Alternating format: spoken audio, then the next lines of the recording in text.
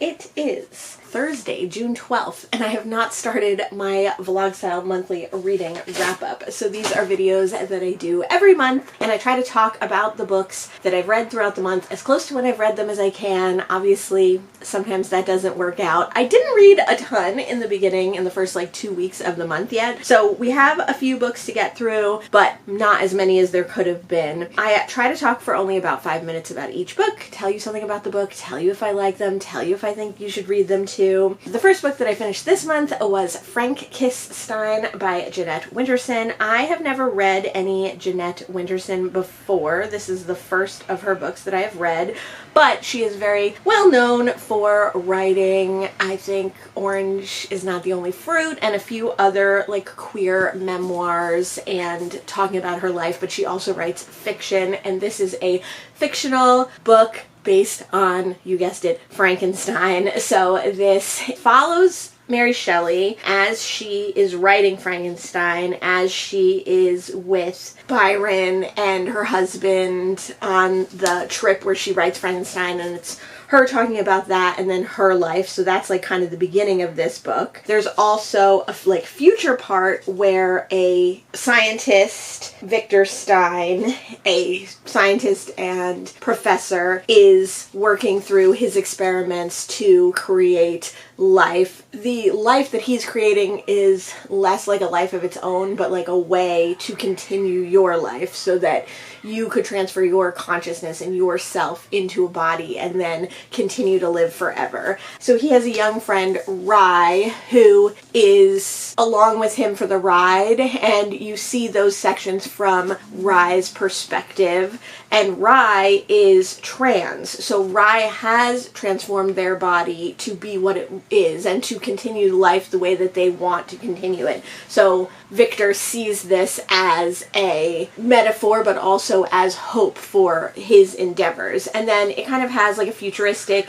take to it, and there's like some science and some different people. It's told a lot in dialogue in those parts, and there's no quotation marks, which I know people hate. I did read this book on audio, but I did look through it as well.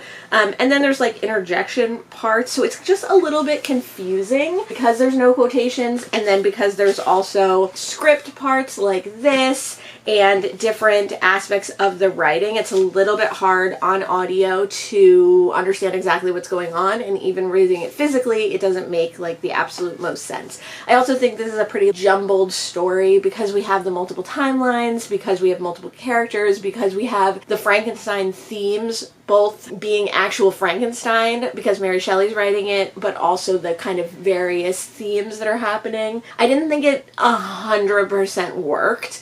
I don't think this was particularly like an amazing book. It was longlisted for the Booker Prize, which is really shocking to me because it's very, very genre. It's very sci-fi. It's very experimental, I would say, in its writing style, which I know the Booker likes experimental, but they don't usually like genre. But I was happy to cross another Booker listed book off of my list.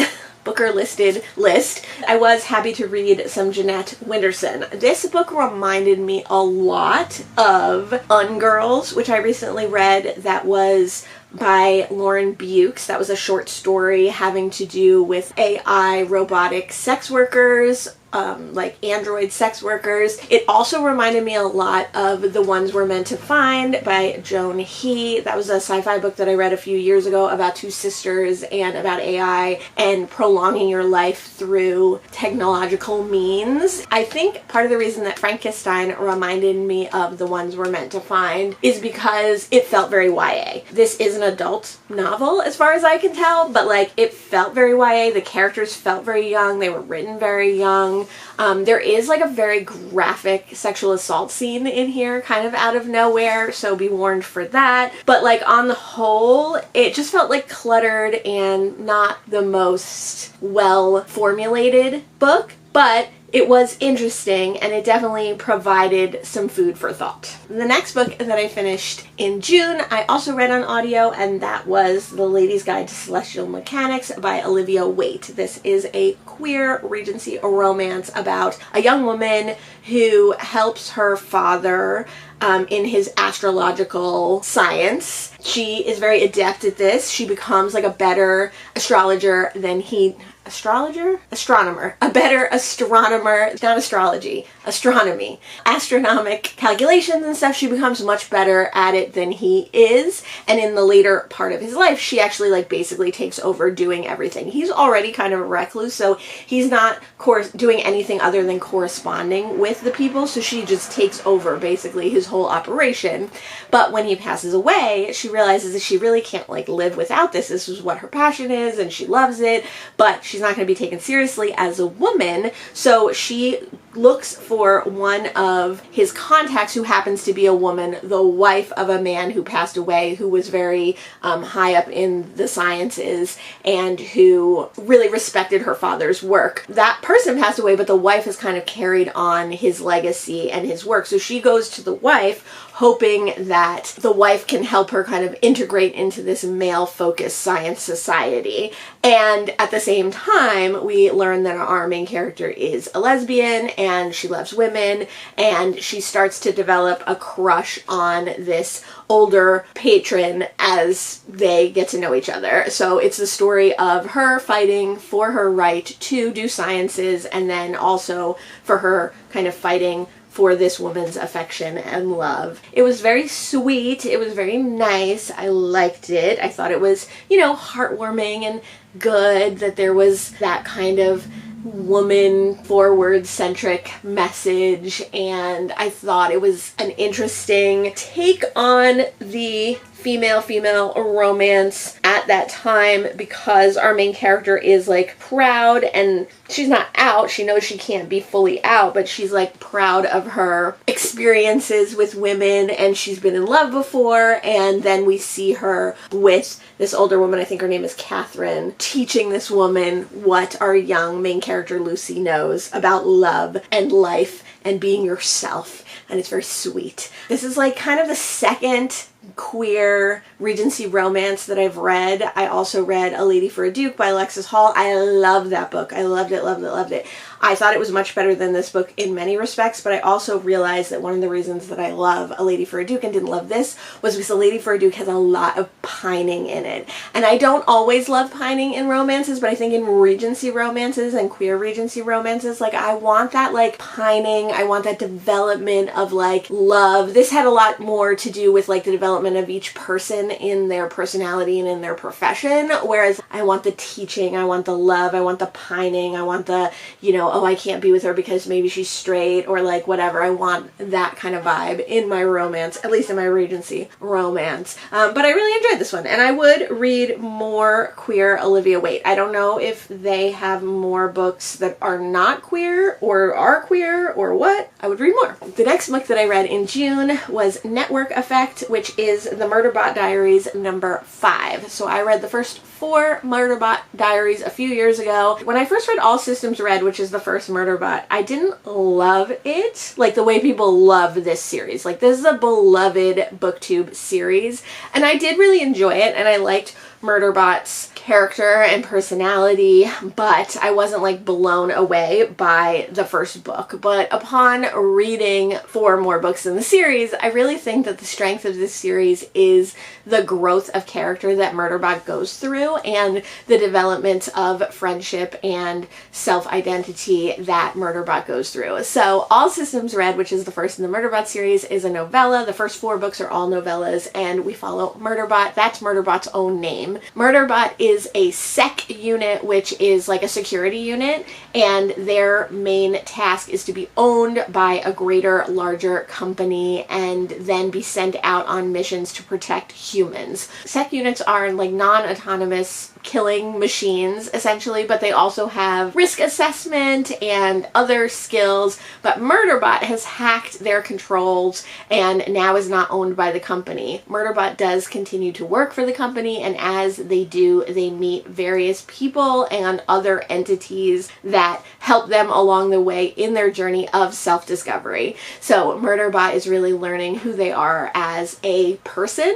They have like human meat parts, and then they have mostly like robot parts, but they have a consciousness, they have a sentience, and they are their own person, but they've been trapped by the company for so long that they really need to discover what that is. So the first 4 novellas kind of wrap up a larger story arc of the humans that Murderbot is working with, learning about Murderbot hacking their controls and learning about how Murderbot is going to relate to people now that they are their own person. So that is like kind of the first arc, which is really fun and introduces a lot of characters and develops Murderbot's character. And then Network Effect is a longer novel, a full-length novel, where we see characters from Murderbot's past pop back up, and where we see connections that Murderbot has made or hasn't made coming into play and development, and it's an all full contained story. One thing about the Murderbot Diaries, though, they're so action-packed. There are definitely scenes of non-action, but even the non-action scenes feel actiony because we're in Murderbot's head, and Murderbot is like talking a mile a minute. They are very glib, they are very dry in their humor, and they really say a lot and think a lot and ruminate a lot, so you're constantly listening to them talk to themselves and you're constantly figuring out what's going on.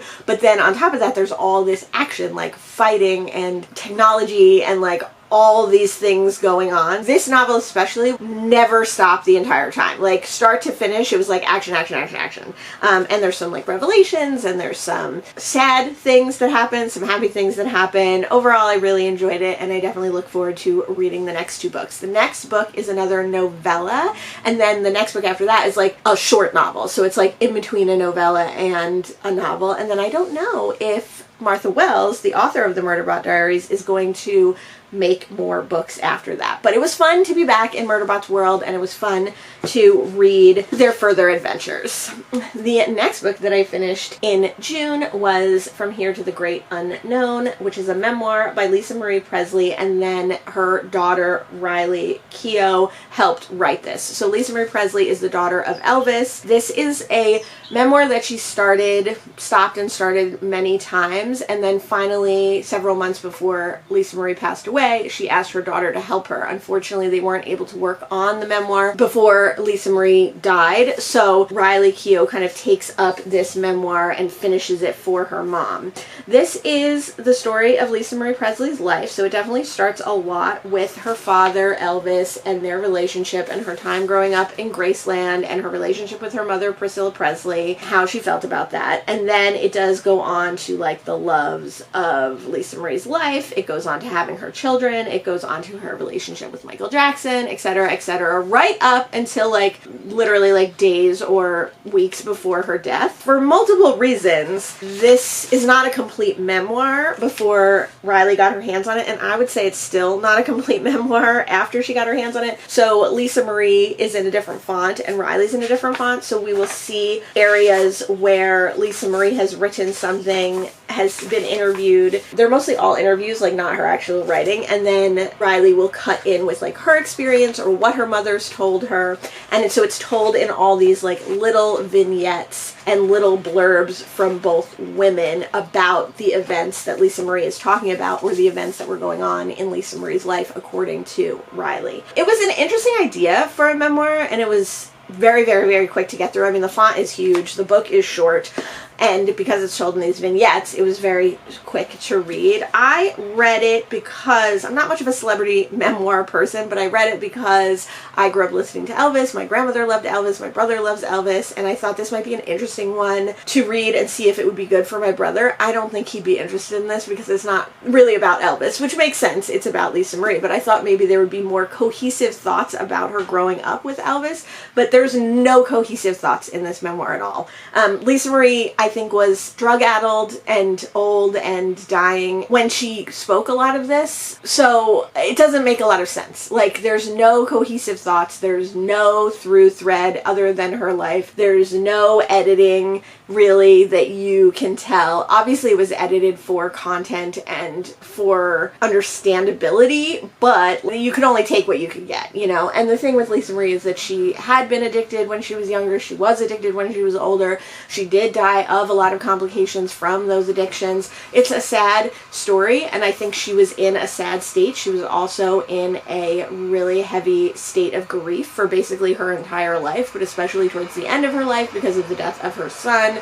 So there's not a lot of coherent writing in this from her. It's just really little bits and pieces. You get a lot of her like anger, you get a lot of her self-loathing, you get a lot of her lack of confidence through her writing, but then Riley's writing is like not that much better. Yes, she does enlighten the reader to certain things that her mother talked about, but like it is poorly written. And it's very conversational, which again makes it quick to get through. It does create an interesting aspect, but it's just like not well written. If you're okay with reading a not well written book from these two women and learning a little bit more about Lisa Marie's life, then I would check it out, but it's not like a good book.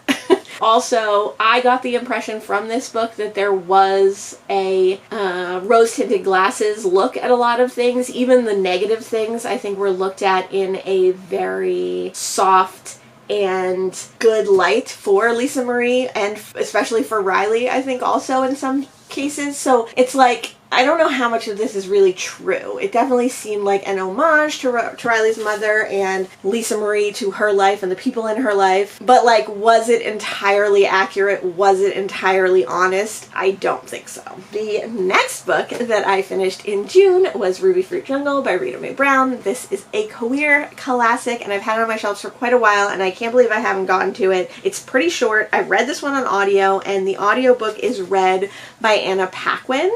It was really good. So I would definitely highly recommend reading this one on audio. I think you could read it physically too. It would be fine. It's under 300 pages. It's pretty quick to get through. Short chapters. Plenty of dialogue, and I was definitely intimidated to read this book because it is such a well-known queer lesbian classic, but I should not have been intimidated, and so I think reading it on audio is a way to kind of bridge that gap if you are also intimidated to read queer classics. Ruby Fruit Jungle is about Molly, our main character, who grows up in Virginia with her parents and then moves to Florida later in her life. This is her coming of age story, so in the very beginning we learn about Molly as a child and we see Molly's world from her perspective. Is this told in first person? Yes, it's told in first person, so it's very much her perspective of what's going on. You're inside Molly's head, and it's told in kind of a matter-of-fact kind of way because Molly is a very matter-of-fact kind of child. So very early on, and I don't think this is spoilers, we learn that Molly is adopted and that she was born out of wedlock, that her mother uses this fact against her in many ways, and this is one of the first things that Molly really sees setting her apart from other people, is that she doesn't care what other people think of her being like a bastard or being a person born out of wedlock or being adopted. She really gathers the people that she loves around her and keeps them around her, and she knows that she's going to go on and do whatever she needs to do to live a happy life. One of the things that she knows is that she's not going to fall into the trap that she sees other people falling into, which is like having a traditional life, having a job that they hate, having a marriage that they don't like, having kids when they don't want to, etc., etc.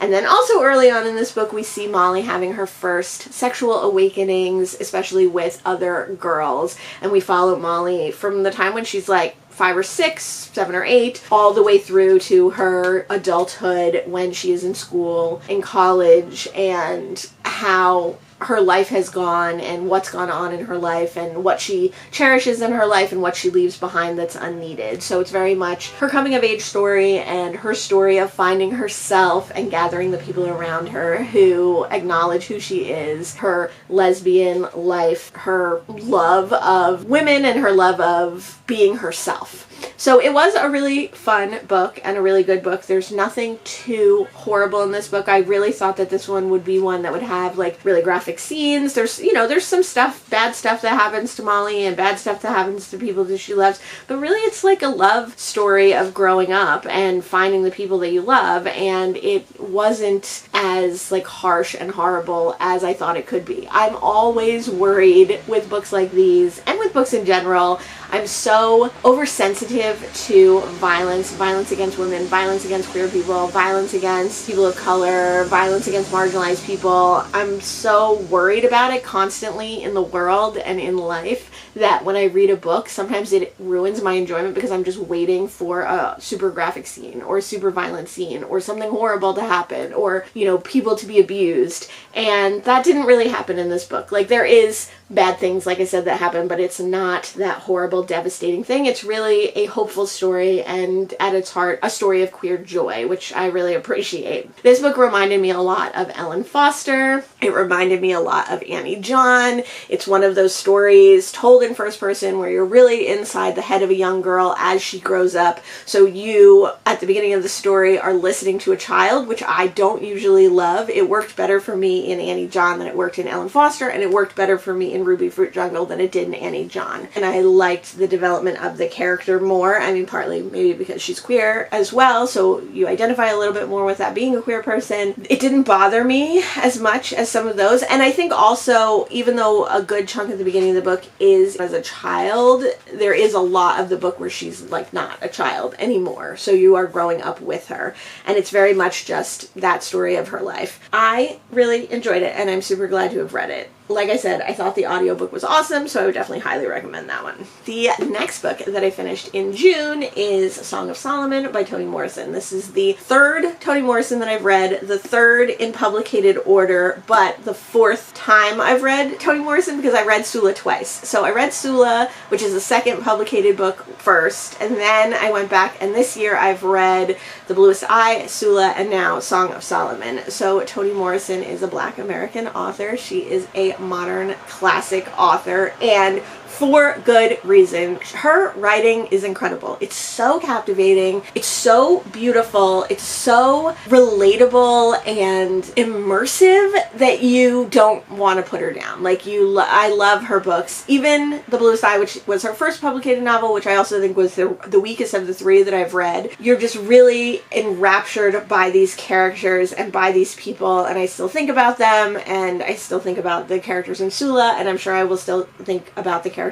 in Song of Solomon as well. Song of Solomon is about Milkman Dead, who is a young man when we first meet him. Actually, he's an in utero baby when we first meet him, and we learn about his life through his parents' life and through the eyes of his parents and through the eyes of his friend Guitar and the townspeople. And we learn that Milkman was never satisfied with the life that he kind of grew up in. His family was fairly affluent at the time. I think this takes place in Michigan to start, but he quickly learns through other people like Guitar and like his aunt Pilot that there's a different way to live, but he's not really satisfied with that life either. So this story really is all about Milkman kind of finding himself and looking for answers in his life and trying to be like a satisfied person, and it's all about the relationships that he makes, some good, some bad, in his journey to do that. I really like this one. It's much longer than the first two books I read, and I do think I did myself a disservice by reading this over quite a long period of time. I think Toni Morrison's books are best read fairly quickly because there are a lot of characters in her books, and there are a lot of people that come in and out of life of the main characters. So I think sometimes reading them at a slow pace, I would like forget who a person was or the backstory of that person.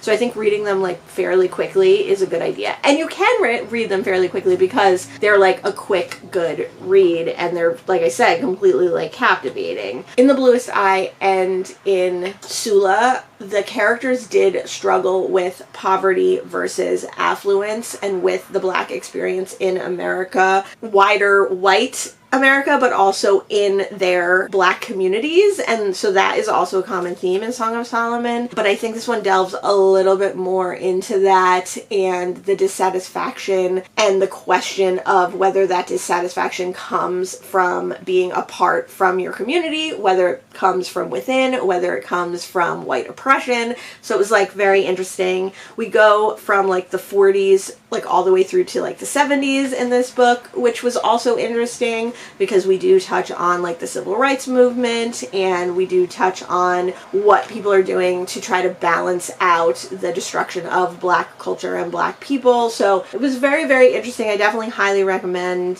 Toni Morrison in general. This is not the one I would start with though, partly because it's long, partly because of the themes, and partly because I don't know if it exemplifies her writing in that the first two books that I read really hop around so that you are reading from the perspective of different people, and this does do that to a certain extent, but I think Sula is still the place that I would start. Like The Bluest Eye is good, but it's a little too far on that multiple person, multiple perspective scale, and then Sula is like just right, and then this one is like further down the line. So I would start with Sula if you're reading Toni Morrison for the first time, but I would definitely read all of Toni Morrison eventually, and I'm sure that once you've read one, you will want to read more because her writing, like I said, is incredible, and I can't wait to read my next Toni Morrison, which will be Tar Baby. I don't have that one physically, so I might have to read that one in audio, but that will be interesting because I think she reads all her own audiobooks. That is the last book that I've read so far in June, but I wanted to note that Ruby Fruit Jungle was actually my 100th book this year so far. Hitting 100 books in June is a lot for the year, so it's weird to say. I think it's always weird that I hit 100 books, especially that I hit it so early in the year. We'll see how many books I read this year, but this year I'm really not worrying about it. If I read one more book this year, I'll be happy. If I read 100 more books this year, I'll be happy. But I thought it was worth noting that my 100th book of the year is here. And when I read some more, I'll let you know.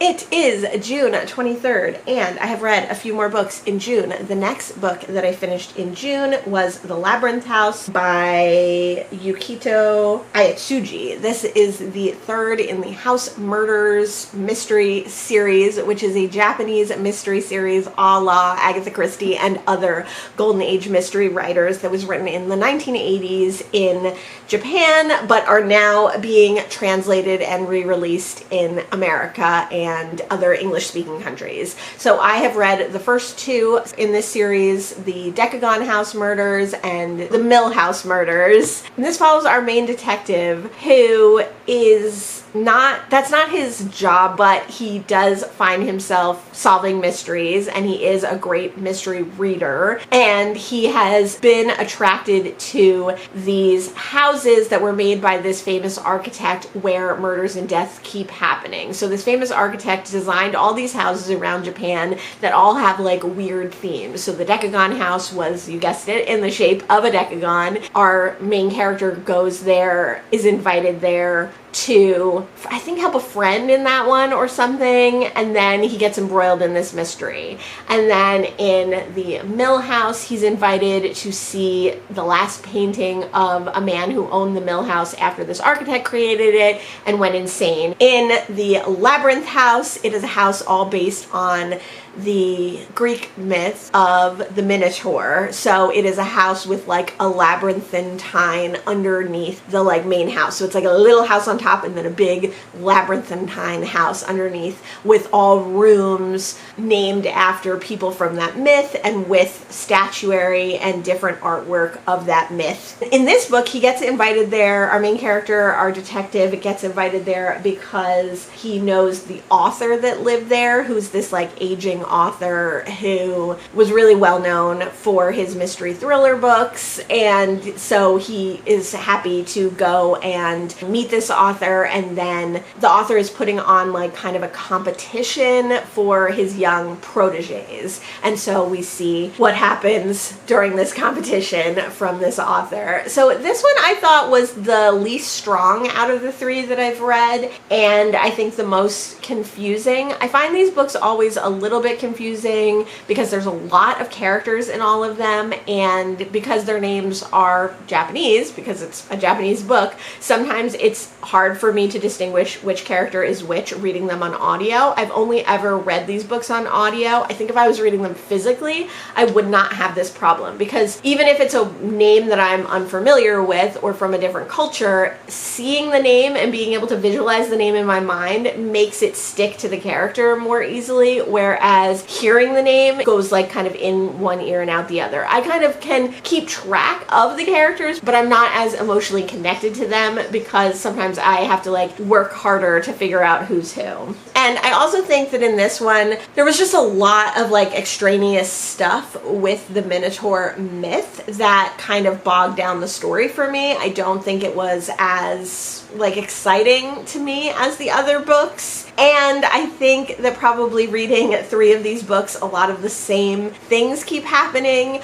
or at very least, like there's a very similar plot line of this house and why this house is partly responsible, whatever house it is, the Decagon house, the Mill house, or the Labyrinth house, for these deaths. What I find fascinating about these books and what I love is the idea of this like crazy architect, this architect who is prolific and amazing and does these amazing buildings, but then somehow his madness and his obsessions infect the owners of these houses, and the idea of, is it the house infecting the person and that's why there are murders here, or is it that the people who are prone to murders are attracted to these houses because of the history of the architect? So very interesting. I do love them. I will continue to read them, and I love the Decagon House Murders. That one is my favorite. I did recently get that one physically, so I do plan on rereading it at some point physically, and I look forward to more of these coming out. I will read all of them. I think these are books that I could probably reread several times, partly because they are a little confusing, again,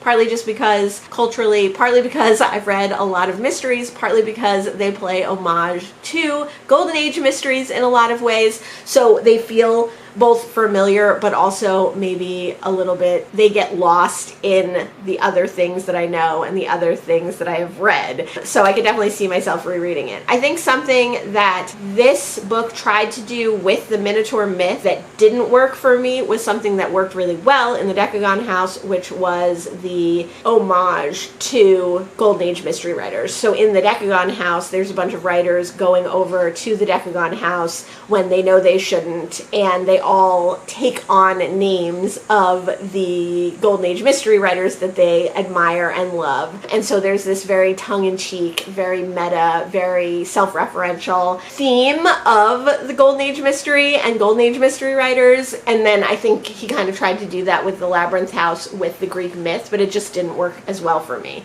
Now, I'm a person who loved Greek myths when I was a child, and I love Greek myths still. Like, I think Greek myths are very interesting, but I don't really love them in other books per se, you know, like there's something about like the rehashing of them that is not always my favorite. So maybe that's also a reason that this one wasn't as strong for me, just because of my own personal taste. I do think that this mystery just wasn't as compelling as the last 2 mysteries, but I really did enjoy them, and I will continue reading. The next book that I finished in June was The Ballad of Jacquot de la Haye by Brianne Cameron. This is a book that I won in a Goodreads giveaway, and this is an ARC. It came out last summer on June 4th. Unfortunately, I did not read it in time to make use of this ARC, but I'm glad that I read it now. I also read this one on audio, and I really enjoyed the audio book. This is a debut novel, and it follows Jacquot, who is a young woman who is a shipman. Like, I forget the term that she used. Maybe it says in here. Shipwright. She is a young woman who builds ships, and she is able to build ships in this fictional, I think, port near Jamaica, because she was the apprentice to their most well-known shipwright, their most well-known shipmaker. So she is able to continue on with this role, and her father allows her to continue on with this role, even though obviously women aren't supposed to be doing things like that, because she's really good at it and because she makes him money. So she has a love-hate relationship with her father. He is very intense and cruel in some ways, but she does love him, and she does remember fondly like how he treated her mother in the stories that she's been told, because her mother died soon after Jacquot was born. She does also have an older brother. As this story goes on, we see our main character working on various ships and the relationships that she has with people in this fictional port town, and how she knows one of the noblemen, her relationship with her father, her relationship with her friends, her relationship with her brother, her relationship with this nobleman. And one day when she's called to the nobleman's house, everything goes nuts. Her whole life is kind of like destroyed, and for various reasons she has to go on the run. Then we see the story of how she gets on the ship that she's been working. She becomes more of a sailor than she ever was. She usually worked on ships, she didn't usually ride on them, and we kind of see her whole life in flashback for the most part. The main story is like a flashback to all the things that led her to where she is in the very beginning of this book, which is in prison. So we are always trying to get back to that story and find out why she's in prison, and then of course at the end we do find out why she's in prison. And this is a story of piracy and of her life, and it definitely deals with a lot of hard topics like sexual assault, slavery, enslavement of people, assault in general. There's a lot of like gross death scenes and wounds and torture, and it's not like a fun book. It's not a funny book. It's not a high seas adventure book the way that I think some people want it to be, and the way that I see some pirate books going. So like Amina al-Sarafi, which is like a fun high stakes adventure book, but with lots of humor and lots of found family and stuff like that. I think there's another queer one that's supposed to be similar to that. This is also queer, so I like that the pirate books that we're seeing are queer or have queer elements in it. That's fun. But this is definitely much more like serious, very high stakes, hard topics. But there is found family in this. There is a love story in this. There is adventure in this. But it's definitely just like a more serious book. I did like this one. I did cry at parts of this one. It's heavy-handed in its messaging, and it's heavy-handed in general. I think you can tell that this is a debut novel, and I think that this author has a ways to go to be a little bit more like nuanced. But I liked the world that she created. I liked the environment. I liked the characters. I just could have used a little bit more, like I said, nuance or depth, I guess, is a word that I would use for this. Like, it's hard to say that it's not in depth or there's not depth to this story, but there's just something about it that you know it's a debut. I did really enjoy it. I would definitely read more from this author. If you're looking for a non-speculative, high-stakes pirate adventure, I would try this. It is not fantasy. I mean, I guess it's fantasy, but it's not fantasy like magic fantasy. It is like a reimagining of a pirate story, if that makes sense. The next book that I finished in June is on Juneteenth. I started reading this one on Juneteenth, and this is a nonfiction book that is part memoir and part history. It is written by Annette Gordon-Reed, and she is a historian and has written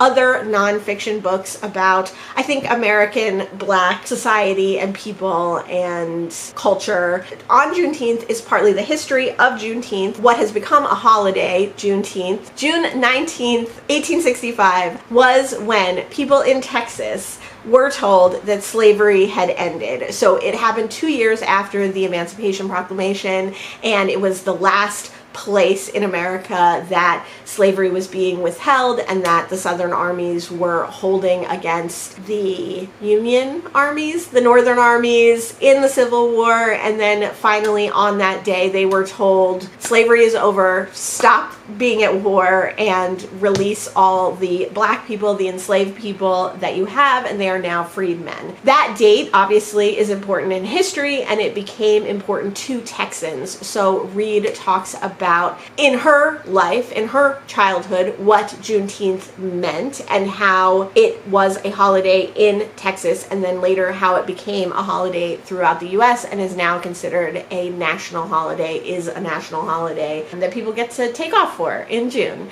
I knew what Juneteenth was only because I researched it a few years ago when it became a national holiday. So when it became a national holiday, I was like, I don't know what this means. Let me go into Wikipedia, let me go into websites, let me find out what the history of this is. And I read the history, which is how I knew what Juneteenth was. I'm convinced that probably 80% of the population, well, maybe a little less, 70% of the population in the US do not know what this holiday is for and did not know what it signifies. It is very much glossed over in our society and in our culture what the actual meaning of this holiday is. And even then, it is also glossed over that people should have been free, that these Texans who were enslaved should have been free 2 years earlier, that they were enslaved for longer than they should have been. So it's interesting to think about that. It's interesting to realize it. I will say that I had a friend, two friends actually, who had a band called Juneteenth when I was young. I knew them in my early 20s, and I at least knew the term from them and from that band. So I'm glad that I had even like the tiniest bit of knowledge about what Juneteenth was. These were two black men, two brothers. But I wish that at that time I had asked them about it. I wish that I had known more about it. I wish that I had this knowledge taught to me in schools. I wish that I had known much earlier. Obviously, that doesn't happen in America. It didn't happen, and it will continue not to happen for a long time, I think, unfortunately. On Juneteenth was interesting because it was partly her recollections of times of celebrations of Juneteenth and partly the history of it. It's very short. It's like a 4-hour audiobook. I read it between June 19th and June 20th, and I'm super glad that I did. It's been on my want to read forever, and I think it's a great way to dive into both the history of Juneteenth, if you don't know anything about it and you would like to know more. I think it's a very good introductory explanation of it. And then also, I think it's a great introduction to Black American memoirs. So if you haven't read a lot of Black American memoirs and memoirs that deal with the Black experience in America, then I think this is another good starting point. I have read quite a few Black American memoirs, and I will continue to read them. They're one of my favorite nonfiction subjects. This one is just another good one that I can add to my list, and I highly recommend. The next book that I finished in June was The City Born Great. I always want to say it, The City Great Born, but The City Born Great is a short story by N.K. Jemisin that is in the same universe as The City We Became, and that is a fantasy duology wherein the city of New York and other cities around the world are personified in avatars who live in the city. So cities are alive, they are born, they are created, they live, they breathe, they change, they grow, and then at sometimes they die. In this kind of epic fantasy telling of this story, we meet the different avatars from these cities and from past cities who have either been born and passed away or been born and moved on, or etc., etc. In New York, they are personified by the 5 boroughs, plus maybe some other places. In this story, it is a short story that I think preceded the first book, and it's just kind of touching on the idea of cities being born and cities being alive and cities having avatars and cities having life that is imbued in the population of the city as well, life that is channeled through the population of the city. And we see a character who I think we do see, if I remember correctly, this in The City We Became, kind of understanding this and coming to understand this, and we follow him through this short story. It's about 45 minutes long. It's a little bit nebulous. It's a little bit out there. It's not as explained as The City We Become. So I'm glad that I read it after The City We Become, because I don't know if I would have fully grasped it, and I don't know if I would have loved The City We Became as much if I had read the short story first. So I do think this is a great companion to that book, but I would read The City We Became first, then this, and then I think the sequel. I have not read the sequel to The City We Became yet because I haven't found it, but I really do want to read it. And this actually made me want to read The City We Became again as well. I did recently get that one physically. The first time I read it was a few years ago, and I read it on audio. So I think it would be fun to go back and read The City We Became physically again. But if you have read The City We Became, I would definitely suggest reading The City Born Great. Those were 4 more books that I've read, 5 that I've read in June, and when I read some more, I will let you know. It is way into July. July 12th already, and I'm here to wrap up the last book that I read in June. The last book that I read in June was Winter in Sokjo by Eliza Shua Dusapin. This is a highly anticipated book for me. I've been looking for this book for a long time, and I found it earlier this month, well, earlier in June, and I read it right away. I read it all in one sitting. It is very short. It's only like 150 pages, but also it's kind of vignette-y and has chapters, and the margins are big and the font is big. It is about a young woman who lives in Sokjo, Korea, and she works in a boarding house, like a hotel or a motel, cleaning and working the front desk and cooking for the people who are there. And this is about one particular time when a French tourist comes to her hotel and they form a connection.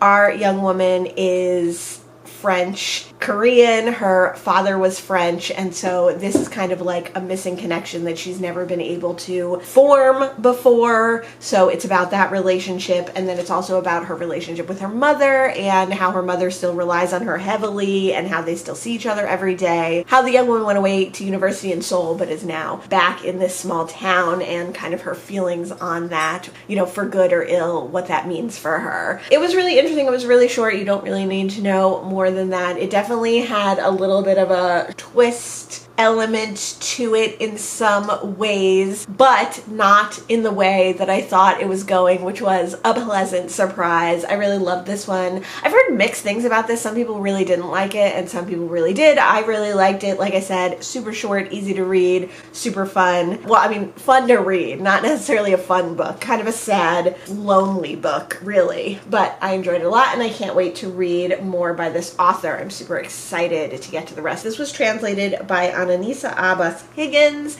and I'm so glad to have more translated work under my belt because I really need to up my translated reading this year in general. So that is the end of my June reading. I read so many queer books in June, which was awesome. I read a bunch of books that I've been wanting to read, a lot of lesbian books that I've been wanting to read for a long time. I read another in my Toni Morrison publication reading. I read some trans rep in a book. I read this arc, which I got last year. I read it about a year late, but I'm so glad that I did. I hear that The Ballad of Juquat Delahaye is getting a lot of buzz recently. I know that Simon Savage mentioned it recently, so super happy to have read that and know what all the buzz is about. I never know what the buzz is about in books. I did also read a highly anticipated translated work, as well as a bunch of other awesome things, mostly devoted to queer work, but I did read some nonfiction. Really glad to have another queer modern classic under my belt as well. This one I've been putting off forever, but I shouldn't have been. It was good and it was fun, and I'm glad to have read it. I'm kind of removed from the end of the month now in June. I'm already into my July reading, but I wanted to finish this up so that we could move on to July. Let me know what you read in June. Let me know if you read a lot of queer work like I did. Certainly let me know if you read any of the work that I read here and what you thought of it. Thanks so much for joining me today, and I'll see you in the next one. Bye!